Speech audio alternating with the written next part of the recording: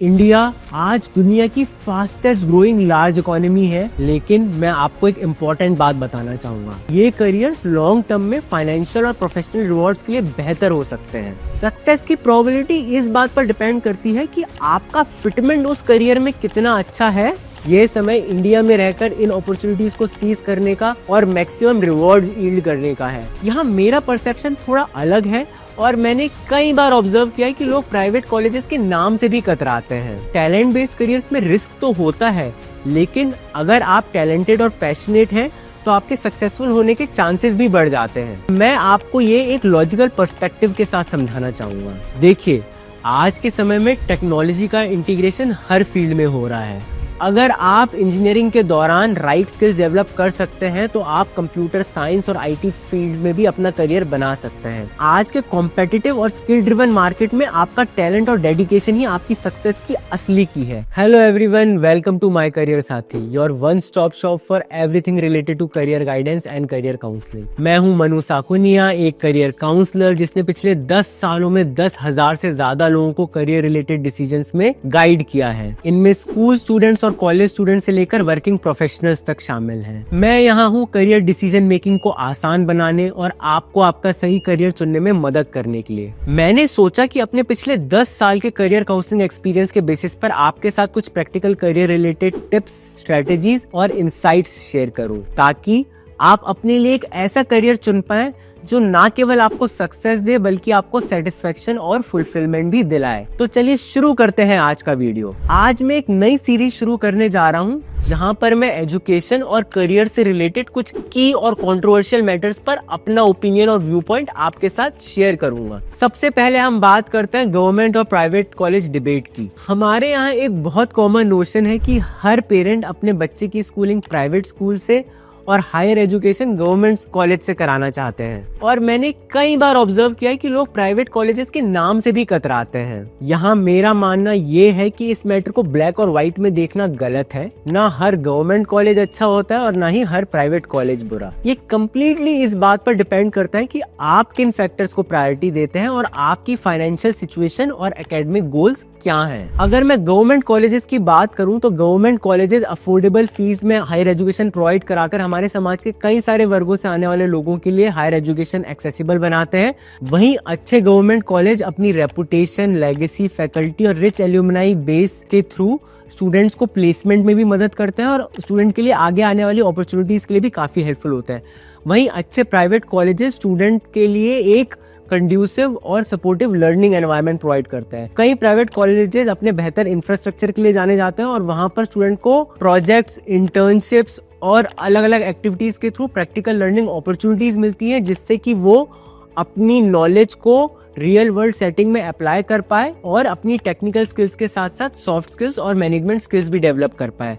यही नहीं, कई सारे प्राइवेट कॉलेजेस में स्टूडेंट डाइवर्सिटी भी अच्छी होती है, जो कि स्टूडेंट के एक्सपोजर और वर्ल्ड व्यू को बढ़ाती है और उसके होलिस्टिक डेवलपमेंट को प्रमोट करती है। अब यहाँ पे कई सारे स्टूडेंट्स और पेरेंट्स का कंसर्न प्राइवेट कॉलेजेस की फीस को लेकर भी होता है। मैंने कई बार ये देखा है कि स्टूडेंट्स और पेरेंट्स प्राइवेट कॉलेजेस की फीस देखकर ही उन्हें कंसीडर नहीं करते, लेकिन ये बात उन्हें पता नहीं होती कि ज्यादातर प्राइवेट कॉलेजेस स्कॉलरशिप्स और अदर स्टूडेंट फाइनेंस ऑप्शंस भी ऑफर करते हैं। तो मैं स्टूडेंट्स को यही सजेस्ट करता हूँ कि अगर आपकी फाइनेंशियल कंडीशन अलाउ नहीं करती है और आपको स्कॉलरशिप सिक्योर करना भी मुश्किल लग रहा है, तो लोन लेकर पढ़ना आपके लिए फाइनेंशियल बर्डन बन सकता है। लेकिन अगर आपकी फाइनेंशियल कंडीशन अलाउ करती है तो आप अच्छे प्राइवेट कॉलेजेस को अच्छे गवर्नमेंट कॉलेजेस के साथ कंसीडर करें। ये भले ही गवर्नमेंट कॉलेजेस जैसा high return on investment financially ना दे पाए, लेकिन आपको होलिस्टिक एजुकेशन, एक्सपोजर और टेक्निकल व सॉफ्ट स्किल्स प्रोवाइड करेंगे, और ये सभी आपके फ्यूचर ग्रोथ के लिए बेहद जरूरी है। तो ये मेरा टेक है government versus private college debate पर।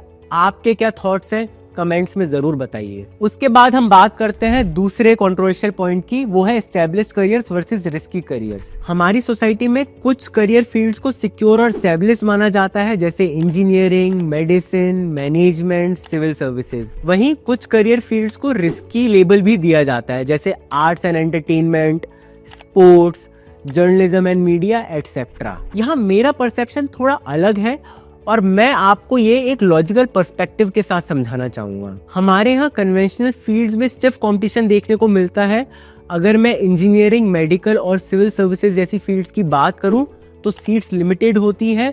कुछ हजार सीटों के लिए लाखों कैंडिडेट्स compete करते हैं। वहीं इन फील्ड्स के टॉप कॉलेजेस में एडमिशन की प्रोबेबिलिटी भी 5% से भी कम होती है। तो अगर आप उन टॉप % का हिस्सा नहीं है तो कन्वेंशनल फील्ड्स में करियर बनाना चैलेंजिंग और रिस्की हो सकता है। वहीं टैलेंट बेस्ड करियर्स में रिस्क तो होता है, लेकिन अगर आप टैलेंटेड और पैशनेट हैं तो आपके सक्सेसफुल होने के चांसेस भी बढ़ जाते हैं। और यहाँ पर कन्वेंशनल फील्ड्स के कंपैरिजन में कॉम्पिटिशन थोड़ा कम होता है। हालांकि इन करियर्स में फाइनेंशियल ग्रोथ इनिशियली स्लो हो सकती है और इन करियर्स में फाइनेंशियली सिक्योर होने में भी समय लग सकता है। इसलिए मेरी यहाँ पे यही सलाह रहती है कि अगर आपकी फाइनेंशियल कंडीशन स्ट्रांग नहीं है तो एक बैकअप प्लान या ऑल्टरनेट सोर्स ऑफ इनकम रखना समझदारी होगी। लेकिन एक बार आप अपने टैलेंट बेस्ड करियर में सक्सेसफुल हो जाते हैं तो आप कन्वेंशनल फील्ड्स में काम कर रहे प्रोफेशनल से कई गुना ज्यादा अर्निंग जनरेट कर सकते हैं। तो मेरा यहाँ यही मानना है कि रिस्क तो हर करियर फील्ड में होता है, चाहे वो एस्टेब्लिश्ड हो या टैलेंट बेस्ड। सक्सेस की प्रोबेबिलिटी इस बात पर डिपेंड करती है कि आपका फिटमेंट उस करियर में कितना अच्छा है और आपकी प्रिपरेशन और परसिवरेंस कैसी है, आप कितने कंसिस्टेंट और परसिस्टेंट हैं। टैलेंट बेस्ड करियर्स रिस्की तो लग सकते हैं, लेकिन अगर आपका पैशन और कमिटमेंट स्ट्रांग है तो ये करियर्स लॉन्ग टर्म में फाइनेंशियल और प्रोफेशनल रिवॉर्ड्स के लिए बेहतर हो सकते हैं। इसलिए करियर चूज करते समय सिर्फ सोसाइटल परसेप्शन के बेसिस पर डिसीजन ना लें। हर फील्ड में रिस्क और रिवॉर्ड होते हैं, लेकिन सही अलाइनमेंट और प्लानिंग से आप एक सिक्योर और फुलफिलिंग करियर बना सकते हैं। आपके क्या थॉट्स हैं? क्या आपको भी कभी किसी करियर को रिस्की या सिक्योर समझने का एक्सपीरियंस हुआ है? कमेंट्स में जरूर शेयर करें। फिर हम बात करते हैं computer science versus other engineering branches की। आज के डिजिटल एरा में ज्यादातर इंजीनियरिंग एस्पिरेंट्स का सपना होता है कि कंप्यूटर साइंस और इंफॉर्मेशन टेक्नोलॉजी फील्ड्स में करियर बनाएं। और ये ट्रेंड इंजीनियरिंग कॉलेजेस के एडमिशंस में भी दिखता है, जहां सीएस और रिलेटेड ब्रांच का कट ऑफ सबसे ऊपर होता है। वहीं कोर इंजीनियरिंग ब्रांचेस जैसे मैकेनिकल और सिविल इंजीनियरिंग का कट ऑफ सीएस और आईटी ब्रांचेस से काफी नीचे होता है। यहाँ मैंने कई बार देखा है कि अगर स्टूडेंट्स को सीएस ब्रांच में एडमिशन नहीं मिलता तो बहुत डिसअपॉइंट हो जाते हैं। लेकिन मैं आपको एक इम्पोर्टेंट बात बताना चाहूंगा, आप चाहे किसी भी इंजीनियरिंग ब्रांच में एडमिशन लें, अगर आप इंजीनियरिंग के दौरान राइट स्किल्स डेवलप कर सकते हैं तो आप कंप्यूटर साइंस और आईटी फील्ड्स में भी अपना करियर बना सकते हैं। तो आप क्या करें अगर आपको कंप्यूटर साइंस ब्रांच नहीं मिली? अगर आप किसी और इंजीनियरिंग ब्रांच में हैं तो ये कुछ चीजें आप करें। सबसे पहले प्रोग्रामिंग लैंग्वेजेस जैसे C++, जावा, पाइथन में प्रैक्टिकल नॉलेज और स्ट्रॉन्ग फाउंडेशन डेवलप करें। उसके बाद की कंप्यूटर साइंस रिलेटेड कॉन्सेप्ट्स पर ध्यान दें, जैसे data structures and algorithms, database management systems, operating systems, object oriented programming systems, software development life cycle. इसके अलावा आपको कॉलेज में रहते हुए इंटर्नशिप्स और प्रोजेक्ट्स भी करने चाहिए, जिससे आपको इन स्किल्स को रियल लाइफ सेटिंग में अप्लाई करने का मौका मिलेगा। अब मैं अगर प्लेसमेंट की बात करूं तो मेजॉरिटी इंजीनियरिंग स्टूडेंट्स का on campus placement CS, IT, analytics और ऑपरेशंस रोल्स में होता है। और यह प्लेसमेंट्स पूरी तरीके से आपकी इंजीनियरिंग ब्रांच पर डिपेंड नहीं करते, बल्कि आपके स्किल सेट और नॉलेज पर भी डिपेंड करते हैं। कई सारी आईटी कंपनीज बल्क हायरिंग करती हैं, जिसमें आप सीएस और आईटी रिलेटेड रोल्स के लिए भी क्वालिफाई कर सकते हैं। तो मैं यहाँ यही कहूंगा कि सीएस ब्रांच मिलना तो जरूरी नहीं, पर अगर आपको किसी अच्छे इंजीनियरिंग कॉलेज में सीएस ब्रांच नहीं भी मिलती है तब भी आप कंप्यूटर साइंस और आईटी फील्ड में स्विच करके अपना करियर बना सकते हैं। फोकस करें अपनी टेक्निकल स्किल्स और नॉलेज को डेवलप करने पर। दोस्तों, अब तक हमने कंप्यूटर साइंस और आईटी फील्ड की बात की, जो आज के डिजिटल एरा में ऑब्वियस चॉइसेस बन चुकी हैं। पर क्या आपने कभी सोचा है कि जो ट्रेडिशनल और कोर इंजीनियरिंग ब्रांचेस हैं, जैसे मैकेनिकल, सिविल, इलेक्ट्रिकल, उनका क्या फ्यूचर हो सकता है? देखिए, आज के समय में टेक्नोलॉजी का इंटीग्रेशन हर फील्ड में हो रहा है। फॉर एग्जाम्पल, मैकेनिकल इंजीनियरिंग में ऑटोमेशन और रोबोटिक्स काफी डिमांड में है। वहीं सिविल इंजीनियरिंग में स्मार्ट सिटीज और सस्टेनेबल इंफ्रास्ट्रक्चर पर काम हो रहा है, जो इस फील्ड को और भी रेलेवेंट बनाता है। इलेक्ट्रिकल इंजीनियर से रिन्यूएबल एनर्जी जैसे सोलर और विंड पावर प्रोजेक्ट्स के लिए बेहद जरूरी है। तो मैं जरूर मानता हूँ कि शायद इन फील्ड्स में प्लेसमेंट्स का इनिशियल पैकेज कंप्यूटर साइंस और आईटी फील्ड जितना हाई ना हो, पर लॉन्ग टर्म में ग्रोथ और स्टेबिलिटी काफी प्रॉमिसिंग है। और अगर आप इन फील्ड्स में मॉडर्न टूल्स और टेक्नोलॉजी जैसे computer aided design, internet of things, artificial intelligence और मशीन लर्निंग इंटीग्रेट करना सीख लेते हैं तो आपकी डिमांड और भी बढ़ जाती है। तो अगर आपका पैशन कोर इंजीनियरिंग ब्रांचेस में है तो उसे लाइटली ना ले, बस एंश्योर करें कि आप अपनी ब्रांच के बेसिक्स के साथ साथ टेक्नोलॉजी और मॉडर्न इनोवेशंस को भी अडॉप्ट करें। यह कॉम्बिनेशन आपको एक यूनिक एज देगा जो आज के टाइम में काफी वैल्यूएबल है। तो ब्रांच इंपॉर्टेंट तो हो सकती है, लेकिन आज के कॉम्पिटिटिव और स्किल ड्रिवन मार्केट में आपका टैलेंट और डेडिकेशन ही आपकी सक्सेस की असली की है। आपका क्या मानना है? क्या आप भी इस सिचुएशन का कभी सामना कर चुके हैं? कमेंट्स में अपना एक्सपीरियंस जरूर शेयर करें। इसके बाद हम बात करते हैं एक और डिबेट की, जो है full time course versus part time certification course. कई स्टूडेंट्स मुझसे पूछते हैं कि सर, अगर मैं फुल टाइम रेगुलर कोर्स के बजाय कोई पार्ट टाइम सर्टिफिकेशन कोर्स कर लूं तो क्या मेरी प्लेसमेंट हो जाएगी? क्या मेरा करियर ग्रोथ एक्सेलरेट होगा? मेरा मानना है कि part time courses skill enhancement के लिए बेहतरीन होते हैं, लेकिन अगर आप सोचते हैं कि सिर्फ पार्ट टाइम कोर्स के बेसिस पर करियर बना लें तो ये काफी मुश्किल हो सकता है। फॉर एग्जाम्पल, अगर आपने कंप्यूटर साइंस में इंजीनियरिंग की है और उसके बाद आप artificial intelligence, machine learning, cloud computing या साइबर सिक्योरिटी जैसे एरियाज में शॉर्ट टर्म कोर्सेज करते हैं तो ये आपके प्रोफाइल को बूस्ट करेगा। इससे प्लेसमेंट प्रोस्पेक्ट्स भी इंप्रूव होंगे। लेकिन अगर आप इंजीनियरिंग छोड़कर सिर्फ 2 से 4 महीने के शॉर्ट टर्म कोर्सेज के भरोसे एक सक्सेसफुल करियर बनाने की सोच रहे हैं तो ये प्रैक्टिकल नहीं है। इंडस्ट्री भी अक्सर 1 साल से कम ड्यूरेशन वाले कोर्सेज को स्टैंड अलोन क्वालिफिकेशन के रूप में उतनी अहमियत नहीं देती है। इसीलिए शॉर्ट टर्म कोर्सेज को टॉपिंग की तरह समझें जो आपके मेन कोर्स को और बेहतर बनाते हैं, लेकिन इसे कभी रिप्लेस नहीं कर सकते। आपका क्या मानना है? क्या आप फुल टाइम कोर्सेज को प्रेफर करते हैं या पार्ट टाइम सर्टिफिकेशन को? अपने थॉट्स नीचे कमेंट में जरूर लिखकर शेयर करें। और आखिरी में हम बात करते हैं स्टडी अब्रॉड की। ये एक बहुत ही पॉपुलर, डिबेटेबल और कंट्रोवर्शियल टॉपिक है। कई पेरेंट्स इस बात को लेकर कंफ्यूज रहते हैं कि उन्हें अपने बच्चे को बाहर भेजना चाहिए या नहीं। मेरा पर्सनल टेक ये है कि स्टडी अब्रॉड आपको तभी कंसीडर करना चाहिए जब आपकी फाइनेंशियल कंडीशन बहुत अच्छी हो और आपकी फैमिली के ऊपर कोई मेजर फाइनेंशियल लायबिलिटी ना हो, जिससे कि आपको कोर्स परस्यू करने में भी कोई परेशानी ना हो, और अगर आपका प्लेसमेंट में टाइम भी लगता हो तब भी आपके ऊपर इतना ज्यादा प्रेशर ना हो। आप किसी ऐसी फील्ड में करियर बनाना चाहते हैं जिसमें इंडिया में क्वालिटी कोर्सेज अवेलेबल ना हो, जैसे oceanography, fashion marketing and luxury brand management, sports science.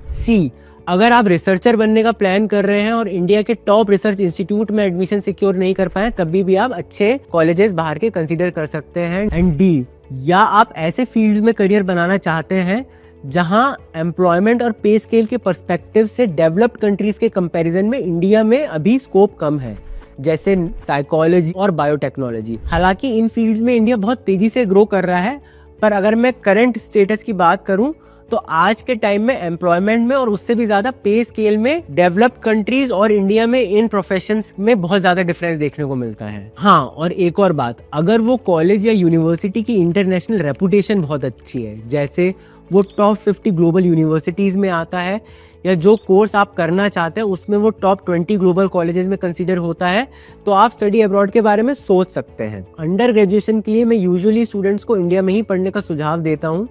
International education specially developed countries में बहुत महंगी हो जाती है, और अगर हम कॉस्ट ऑफ लिविंग को भी जोड़ दें तो 4 साल की अंडर ग्रेजुएशन फाइनेंशियली बहुत महंगी साबित हो सकती है। ROI के हिसाब से ये डिसीजन ज्यादातर स्टूडेंट्स के लिए प्रैक्टिकल नहीं रहता। और अगर हम करंट जियोपॉलिटिकल और इकोनॉमिक सिचुएशंस देखें तो ग्लोबल अनसर्टेनिटीज और सेंटीमेंट्स को देखते हुए भी एक रिस्की ऑप्शन बन जाता है। इंडिया दूसरी तरफ आज दुनिया की फास्टेस्ट ग्रोइंग लार्ज इकोनॉमी है और यहाँ का मार्केट हर टॉप ग्लोबल कंपनी को अट्रैक्ट कर रहा है। मेरा मानना है कि अपॉर्चुनिटीज के मामले में इंडिया अब बाकी देशों से काफी आगे है। ये समय इंडिया में रहकर इन अपॉर्चुनिटीज को सीज करने का और मैक्सिमम रिवॉर्ड्स यील्ड करने का है। आपका क्या सोचना है? क्या आप स्टडी अब्रॉड को एक अच्छा ऑप्शन मानते हैं या इंडिया में पढ़ाई को प्रेफर करते हैं? अपने व्यूज कमेंट्स में जरूर बताइए। तो दोस्तों, ये थे एजुकेशन और करियर से जुड़े मुद्दों पर मेरे विचार। आपकी इन मुद्दों पर क्या राय है, कृपया कमेंट करके आप जरूर बताएं। मैं आशा करता हूं कि आपको ये वीडियो पसंद आया होगा। अगर पसंद आया है तो वीडियो को लाइक करें और इसे अपने दोस्तों और अन्य स्टूडेंट्स के साथ शेयर करें, ताकि ज्यादा से ज्यादा लोग अपने लिए एक वेल इन्फॉर्म्ड करियर डिसीजन ले पाएं। मैं इस तरह के career guidance videos regularly publish करता रहता हूँ। मेरे वीडियोस को मिस ना करने के लिए चैनल को सब्सक्राइब करें, और अगर आप मुझसे किसी भी प्रकार की करियर एडवाइस, गाइडेंस या काउंसलिंग लेना चाहते हैं तो मुझसे संपर्क करें। मेरी कॉन्टैक्ट डिटेल्स आपको इस वीडियो के डिस्क्रिप्शन में मिल जाएंगी। So thank you very much, with you on your journey towards a successful career.